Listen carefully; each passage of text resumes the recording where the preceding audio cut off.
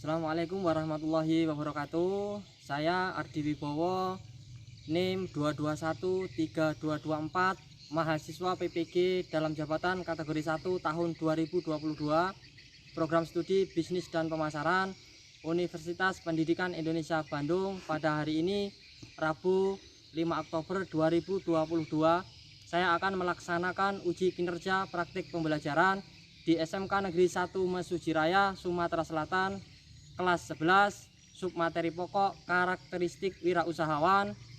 Demikian, wassalamualaikum warahmatullahi wabarakatuh.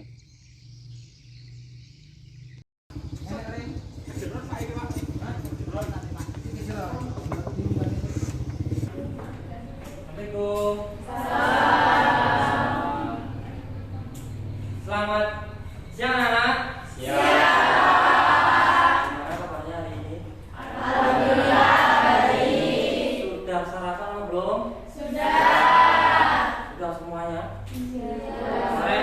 Pas hari Senin Bapak lihat ada anak yang pingsan, Bapak tanya pasti anak itu belum sarapan. Jadi sarapan itu sangat penting anak ya untuk kita. Minimal kalau kalian tidak mau sarapan, kalian minumlah susu. Kalau nggak percaya susu itu sampai beras kamu, itu kalian sampai jam 10 siang pun masih kuat. Tapi kalau kalian tidak sarapan, tidak minum susu, ya otomatis seperti itu. Kena panas dikit, capek dikit, kalian pingsan. Oke, baik.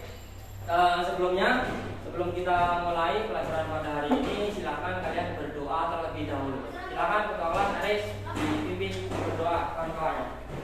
Siap, Kak. Marilah kawan-kawan kita berdoa menurut agama dan kepercayaannya kita masing-masing. Berdoa mulai.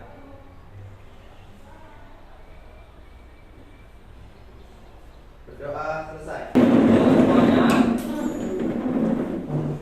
sudah rapi semuanya? Ya. Nah, jadi sekarang silakan dilihat di sampingnya itu Bapak lihat banyak sampah. Silakan yang dekat silakan diambil, silakan masukkan ke tempat sampah.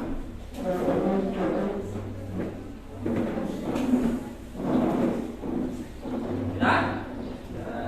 Baik, kalau sudah silakan duduk kembali.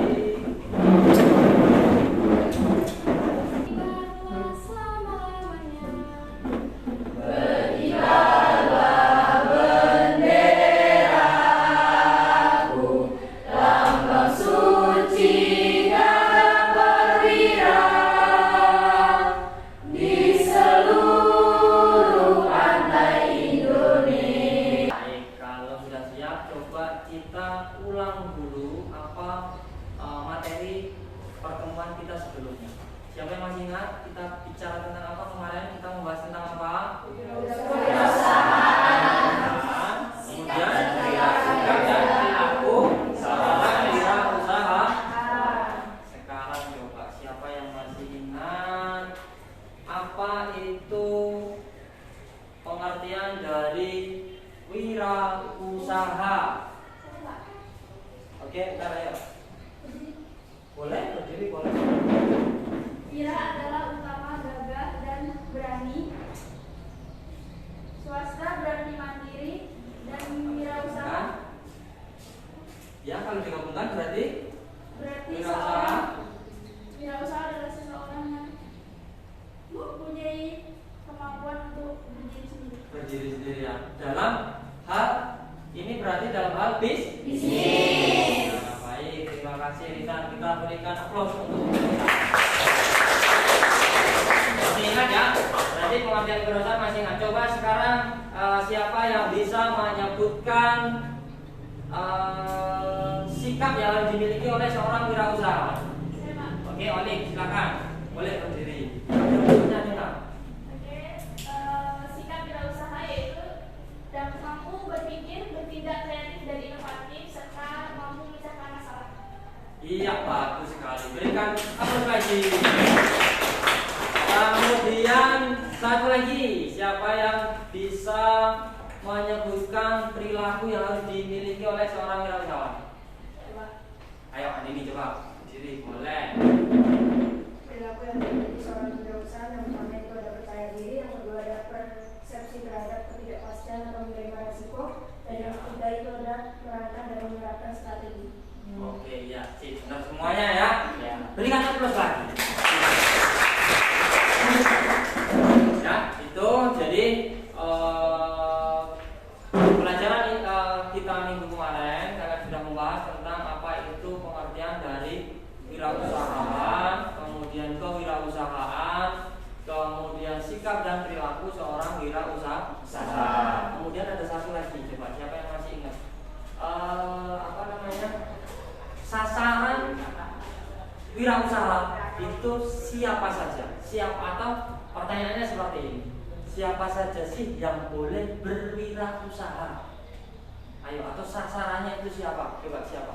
Esther, berdiri Esther. Sasaran kewirausahaan ada pelaku ekonomi, terus generasi muda, Iya. anak sekolah, dan calon wirausahawan. Oke, iya, benar kan. Ini tujuannya.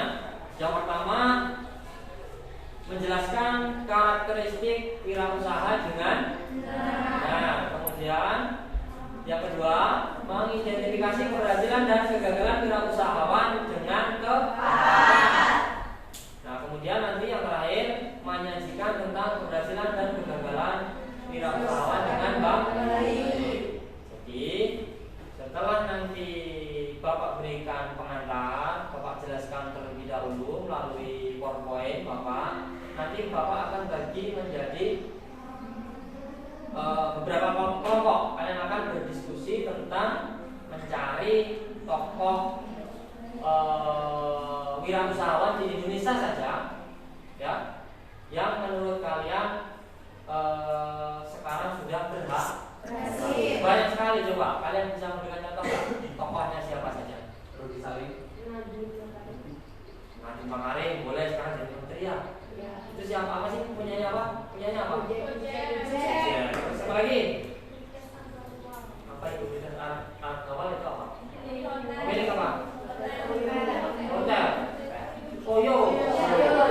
Kenapa senyum-senyum kamu dengan Oyo? Banyak bagus. Ada apa dengan Oyo? Benarnya bagus apa murah? Kok paham kali? Sudah pernah? Oyo itu dia pakai aplikasi juga ya, jualannya ya. Bisa pesan melalui aplikasi. Jadi tidak harus datang ke tempatnya. Baik, kalau begitu langsung saja. Saya tidak bahas buku, tapi membahas soal kisah inspiratif dari Khairul Tanjung, konglomerat Indonesia yang merupakan founder dan chairman dari Dengar ya, dengar ya. Sebelum kita mulai, buat kalian yang mau support channel ini yang terus berkarya, caranya gampang banget. Kalian cuma klik subscribe dan nyalakan loncengnya. Dukungan kalian membantu banget supaya kita bisa rutin posting dan bersama-sama belajar di channel ini. Khairul Tanjung bisa menjadi konglomerat seperti sekarang, bukan karena Khairul Tanjung lahir di Sibolga tahun 1962. Dia merupakan anak dari 6 bersaudara dan ayahnya bekerja sebagai jurnalis dari koran yang oplahnya tidak besar.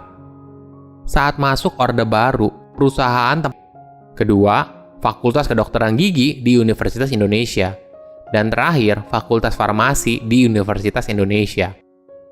Singkat cerita, Khairul diterima di Fakultas Kedokteran Gigi Universitas Indonesia. Walaupun masuk jalur beasiswa, masih ada biaya yang harus dia bayarkan sebesar Rp75.000 pada masa itu. Khairul lalu bilang ke ibunya soal biaya tersebut, dan ibunya bilang nanti akan dicarikan uangnya.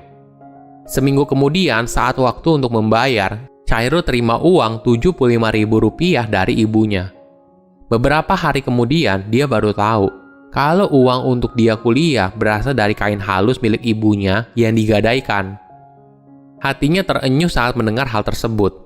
Dari situ, Khairul bertekad untuk tidak minta uang lagi ke orang tua. Itu adalah trigger bagi dia untuk mulai berpikir menjadi pengusaha. Suatu hari ketika dia kuliah, dosennya bilang, semua mahasiswa harus punya buku ACC praktikum. Otak bisnis Chairul pun bekerja. Dia melihat di depan kampusnya yang terletak di daerah Salemba, banyak tukang fotokopi untuk jilid buku. Setelah tanya ke beberapa toko, harga untuk fotokopi dan jilid bukunya yaitu Rp500. Chairul pun ingat ketika dia masih SMP, dia punya teman yang kakaknya punya percetakan. Ketika dia tanya, harga untuk fotokopi satu bukunya ternyata hanya Rp150.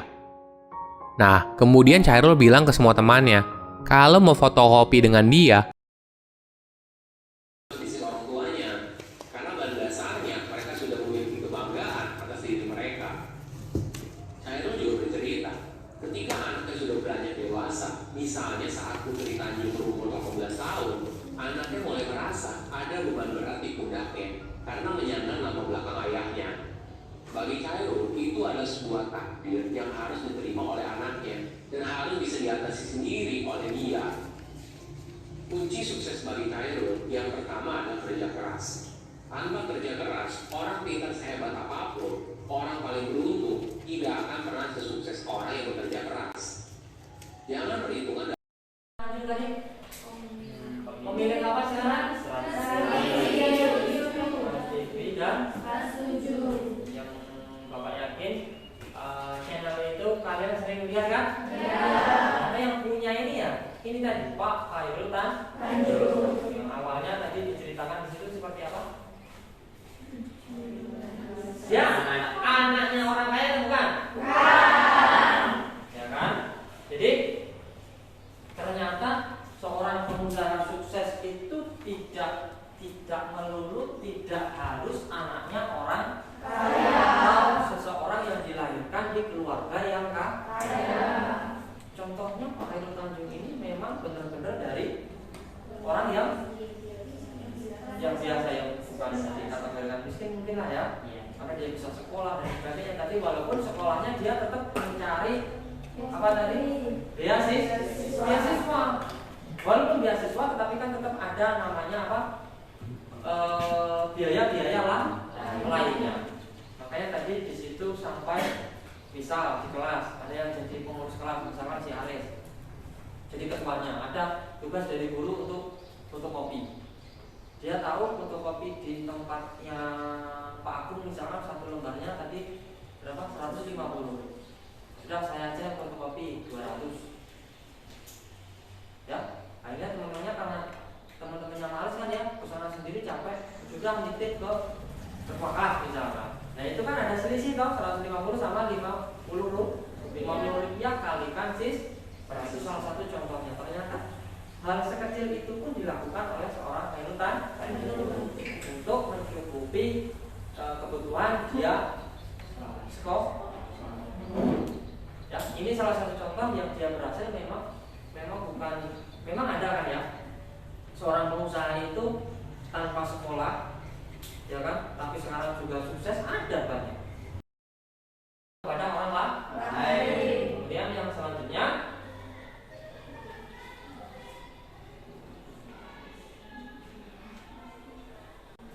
nah, mempunyai komitmen tinggi.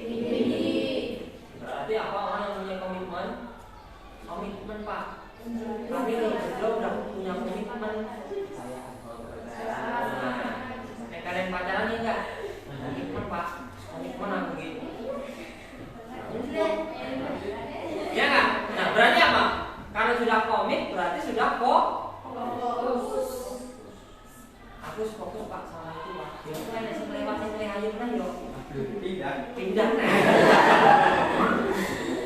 Ya enggak? Ya. Jadi kalau tinggi itu berarti fokus Pikiran diarahkan kepada tugas dan kesehariannya yang Jadi kalau kita memilih sesuatu hal, kegiatan apapun kita harus fokus. Misal Pak, saya hobinya bakso Pak. Saya pengen usaha jualan bakso. Ya kalian harus fokus, kalian harus cari informasi, kalian harus belajar gimana caranya bikin bakso yang enak. Karena kuncinya kalau makanan itu ya Konsumen itu mintanya apa? Konsumen itu pembeli. Mintanya apa? Yang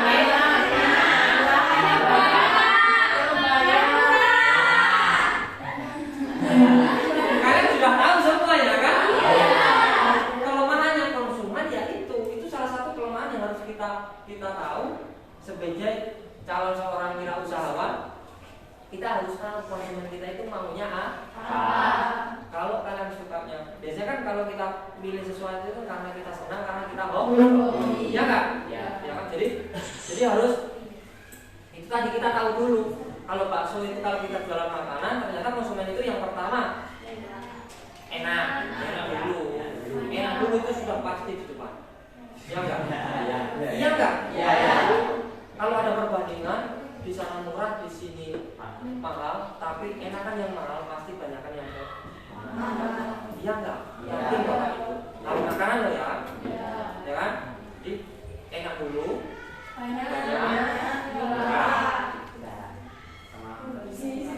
ya enggak? Itu harus kita cari caranya gimana agar bisa menyajikan bakso tadi bisa yang sesuai dengan keinginan konsumen tadi. Iya enggak? Iya.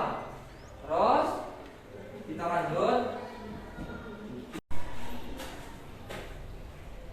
ke bagian LKPD-nya dulu. Nanti setelah itu Bapak akan jelaskan. Siapa kelompoknya? Nanti habis itu kumpul ke kelompoknya masing-masing. Boleh sekarang kumpul ke kelompoknya masing-masing sesuai yang sudah kita tentukan kemarin. Diangkat namanya, porsinya, jangan ditarik. Nanti baru Bapak bagikan LKPD-nya. Baik, Bapak bagikan LKPD-nya ya. Silahkan dibaca-baca dulu. Setelah ini nanti Bapak akan jelaskan. Silahkan dibuka LKPD-nya. Silahkan dibuka. Ya, langkah-langkahnya. Yang pertama, amati tayangan video. Nanti silakan dicari, boleh di laptop, boleh di smartphone kalian, tentang seorang wirausahawan yang sukses di Indonesia. Silakan pilih salah satu. Ya, contoh misalkan ini kelompok 1 mau pilih siapa? Bob Sadino. Silakan cari informasi tentang Bob Sadino. Kemudian yang selanjutnya diskusikan dengan kelompokmu apa yang harus dicari. Kalian kan ada 4 sampai 5 anggotanya. Jadi semuanya harus bekerja. Caranya gini, nanti yang pertama misalkan anggota yang pertama itu suruh mencari informasi tentang biografi wirausahawan yang kalian pilih. Anggota yang kedua mencari informasi tentang karakteristik wirausahawan yang kalian cari atau yang kalian tonton. Kemudian yang ketiga, macam-macam usaha yang pernah dijalani dan mengalami kegagalan. Itu anggota yang ketiga. Anggota yang keempat mencari jenis-jenis usaha yang mencapai kesuksesan hingga saat ini. Yang sukses usahanya itu apa saja? Pasti ada nanti di video itu. Ya. Nah, kemudian setelah itu disimpulkan hasil diskusinya. Silakan dikerjakan. Bapak berikan waktu 20 menit dari sekarang. Sebisa mungkin silakan kalian tampilkan atau nanti presentasikan, boleh memakai PowerPoint atau tidak. Silakan bikin PowerPoint sederhana saja. Ya, oke, siap? Oke, baik, silakan dikerjakan. Ya, 20 menit dari sekarang.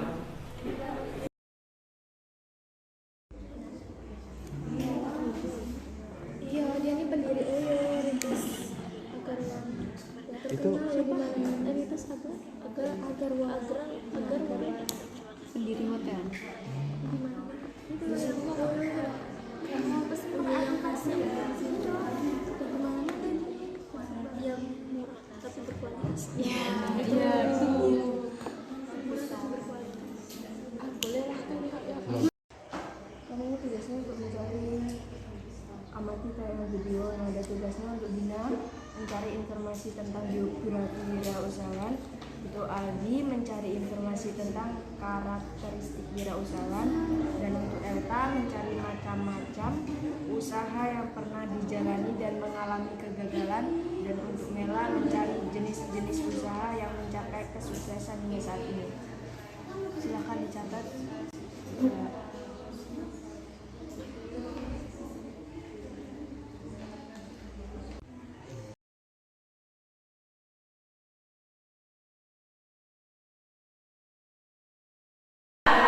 Sudah, baik. Kalau sudah, silakan kelompok 1 untuk mempresentasikan. Boleh menggunakan PowerPoint ataupun menggunakan catatan di LKPD yang kalian sudah kerjakan. Baik, kelompok 1, silakan. Assalamualaikum warahmatullahi wabarakatuh. Waalaikumsalam warahmatullahi wabarakatuh. Selamat pagi untuk yang beragama lain. Kami dari kelompok 1, tujuan kami berdiri di sini yaitu ingin mempresentasikan hasil kerja kelompok kami. Kami mengambil cerita tentang inspiratif tokoh wirausahawan Nadiem Makarim. Yang pertama itu ada biodata Nadiem Makarim yang akan dijelaskan oleh Bina Frana.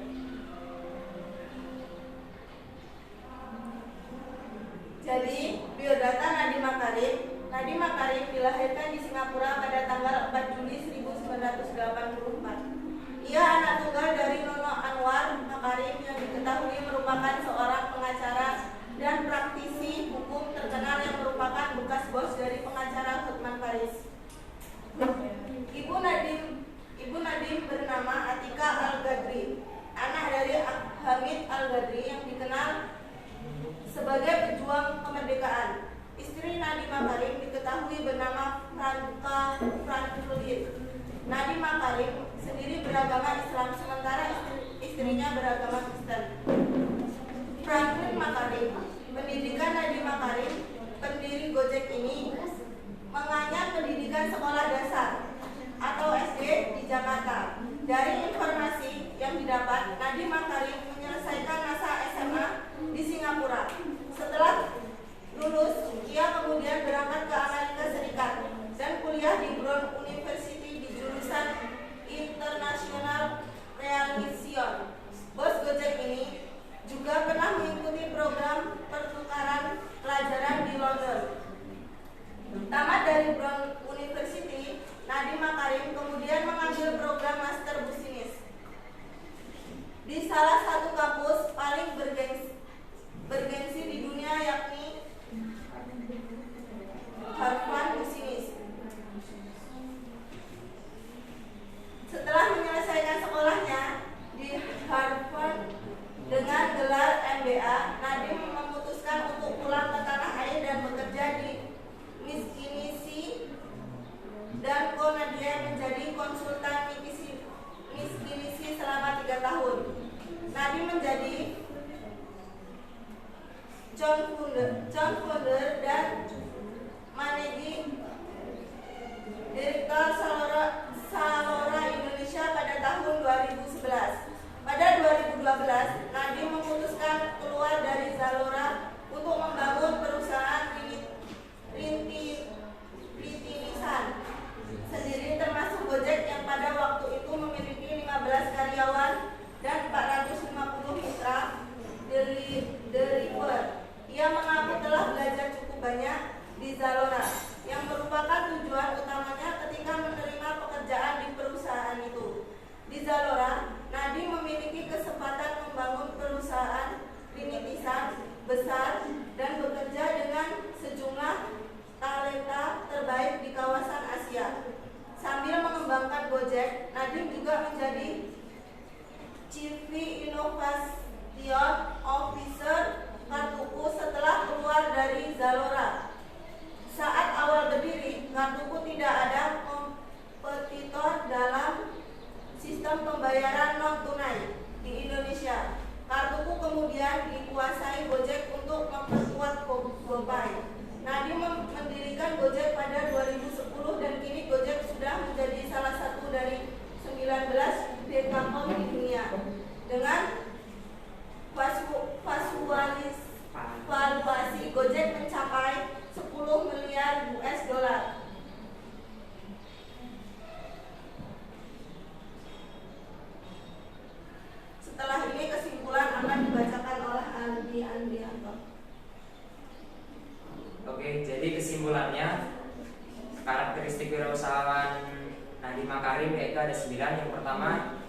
passionnya yang kuat. Yang kedua, menghargai perbedaan pendapat. Yang ketiga, jangan mengalahkan keadaan. Yang keempat, bekerja kreatif dan inovatif. Yang kedelapan, pendidikan itu penting. Dan yang kesembilan, critical thinking dan empati. Nah, Nadine juga mengaku pernah 3 kali gagal saat mendirikan perusahaan rintisan. Namun kegagalan tersebut tidak disebutkan. Akan tetapi menurut Nadine Makarim, meski gagal harus tetap dicoba hingga berhasil. Orang-orang yang gagal namun tetap berusaha merupakan calon pengusaha sukses. Saya sendiri tidak pernah belajar lebih dari kesuksesan, selalu lebih banyak dari kegagalan. Dan juga faktor yang mempengaruhi kesuksesan usaha Nadine Makarim sampai saat ini berkat kerja keras dari Nadine Makarim dan para karyawan serta drivernya. Ini Gojek merupakan salah satu perusahaan teknologi jasa transportasi nomor 1 di Indonesia. Perusahaan Gojek ini melayani lebih dari 50 kota di Indonesia dan memiliki lebih dari 300.000 driver yang tersebar di Indonesia. Sudah? Nomor 1 yang ditawarkan biasanya gimana diskusi itu? Jadi apa yang disampaikan oleh teman-teman saya, apakah ada pertanyaan dari teman-teman di depan? Oke. Jadi kelompok 1 sudah mempresentasikan ya tentang seorang Nadine Makarim. Tadi sudah disampaikan apa itu, siapa itu, kemudian usahanya apa saja sudah disampaikan dengan baik. Kemudian juga sudah membuat PowerPoint sederhana dengan baik. Sekarang silakan ditanggapi terlebih dahulu untuk kelompok lain. Silakan kalau ada yang mau bertanya, silakan. Saya ingin bertanya. Jadi. Sebelumnya perkenalkan, nama saya Rika Amelia. Saya dari kelompok 3 ingin memberikan pertanyaan kepada kelompok 1. Apa itu fashion? Passion ya? Passion. Ya, tadi yang di pertama di kesimpulan kalau nggak salah.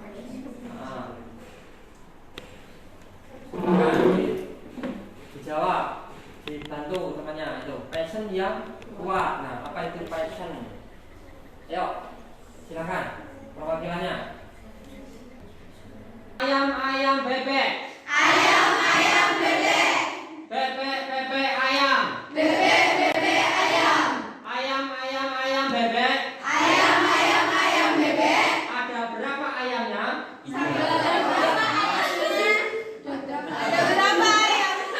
Bukti kan ya? Yang di depan sini yang pasien tadi. Tadi apa aturannya? Aturannya apa? Ya, kalian yang di belakang tadi banyak yang jawab. Gitu tuh. Kayaknya ada berapa ya? Berarti kalian tidak konsentrasi. Ya. Baik, satu lagi kita ulang lagi. Kayaknya pokoknya sudah pernah coba syarat gajah sama ular lagi.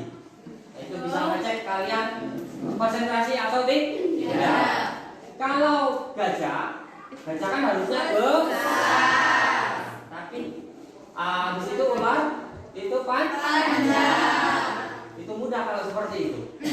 Ya kan? Kalian harus kita balik. Kalau gajah, Bapak sebutkan gajah itu besar. Tapi yang kalian berikan itu menandakan bahwa itu kecil. Dan kalau ular itu panjang.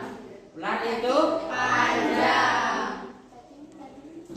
Apa satu lagi tadi? Kalau 2 jam. 2 jam kamu pasti salah ya. Oke, kita mulai. Cacing itu panjang.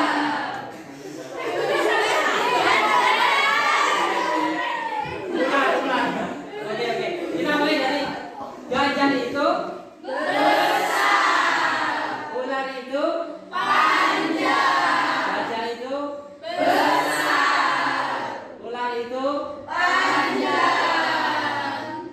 Oke, satu lagi. Ngomongnya lagi, satu lagi. Kalau itu kayaknya sudah semuanya. Ikuti tangannya seperti ini semuanya. Semuanya seperti ini. Ya, silakan nanti pegang anggota tubuhnya sendiri loh, jangan temannya ya. Bisa tubuhnya sendiri. Ketika Bapak bilang jangan ikuti bapak tadi. Jangan ikuti bapak, tapi peganglah sesuai apa yang bapak katakan. Ya, contoh seperti ini. Silakan pegang telinga. Benar kan?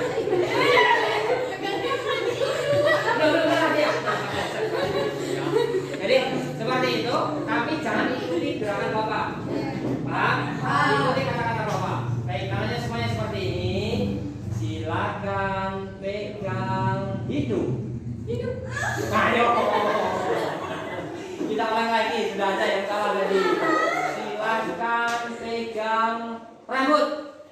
Ayo. Ya nggak apa-apa, yang lain duduk di sini saja, nggak usah dipegang rambutnya.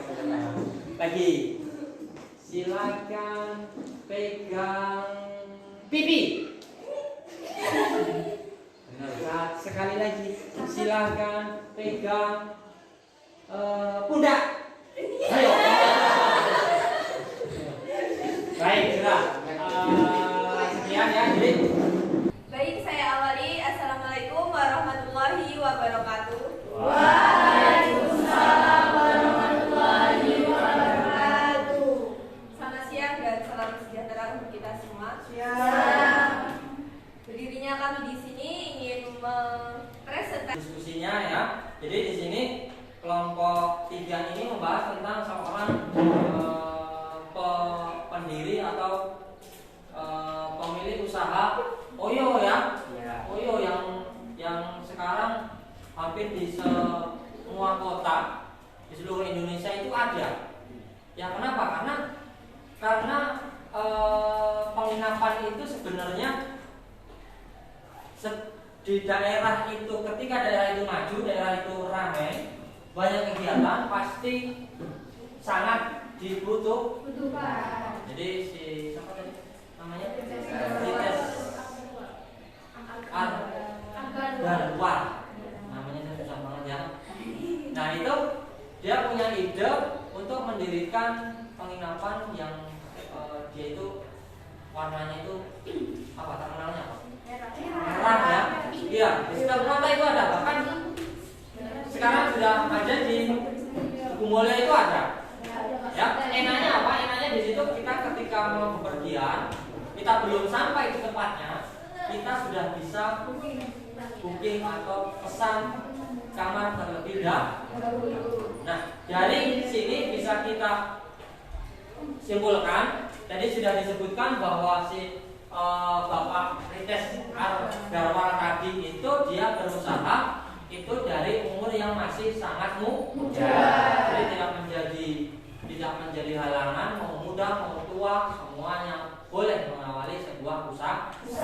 Yang jelas dengan itu tadi banyak hal di situ yang bisa mempengaruhi kegagalan, bisa mempengaruhi keberhasilan. Nah, dari karakteristik usaha yang tadi sudah kita bahas, itu diterapkan, insya Allah semuanya itu bisa berjalan dengan baik. Artinya apa sih? Seorang wirausaha itu tujuan utamanya apa? Tujuan utama seorang wirausaha itu apa? Mendapatkan keuntungan atau keberhasilan. Kalau gagal, Bapak yakin semua orang tidak mau toh? Ya. Tapi yakinlah bahwa setiap apapun yang keluar. Ya, kemudian yang kedua berani mencoba dan tidak gagal. Jadi terus dia mencoba sampai akhirnya ditemukanlah, kalau misalkan contoh kita jualan makanan, ditemukanlah racikan bumbunya yang pas agar makanan yang kita jual tadi bisa rasanya pas sesuai dengan keinginan konsumen. Jadi coba terus, kita belajar terus sampai akhirnya menemukan racikan yang pas. Kemudian yang selanjutnya terus berinovasi. Jadi apa yang Bapak katakan tadi, kreatif dan inovasi, selalu mencari sesuatu hal yang baru yang bisa diterapkan terhadap produk yang kita jual. Kemudian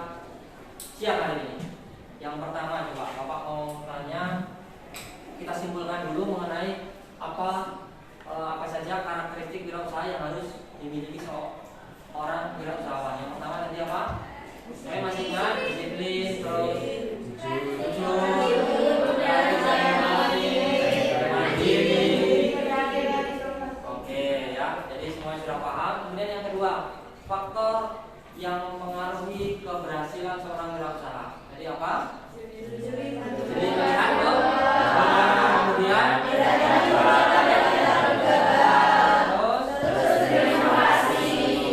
baik. Kemudian yang selanjutnya faktor yang mempengaruhi kegagalan.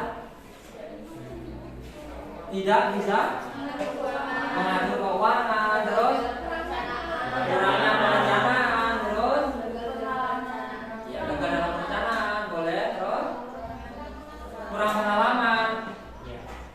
Ya, jadi itu, jadi apa yang sudah kita bahas hari ini sudah kita pelajari bersama. Ada yang mau ditanyakan sampai di sini? Sudah ada, sudah paham? Paham ya, baik, kalau sudah paham, Bapak akan menyampaikan untuk pertemuan selanjutnya, ya minggu depan, kita akan membahas mengenai peluang usaha, ya. Jadi silahkan nanti di rumah dicari-cari informasinya, materinya, dibaca-baca apa itu peluang usaha. Anak-anak, sebelum kita tutup pelajaran kita hari ini, Bapak ucapkan terima kasih karena sudah mengikuti pelajaran pada siang hari ini dengan baik, dengan semangat. Setelah ini istirahat, silakan istirahat, makan, agar nanti setelah istirahat masih ada pelajaran selanjutnya. Digunakan dengan baik waktu istirahatnya. Ya. Sebelum Bapak tutup, silakan Ketua untuk memimpin doa. Siap. Marilah kawan-kawan kita berdoa menurut agama dan kepercayaannya kita masing-masing. Berdoa mulai. Berdoa selesai. Baik, terima kasih Haris sudah memimpin doa kawan-kawannya. Kurang lebihnya Bapak mohon maaf ya. Assalamualaikum warahmatullahi wabarakatuh.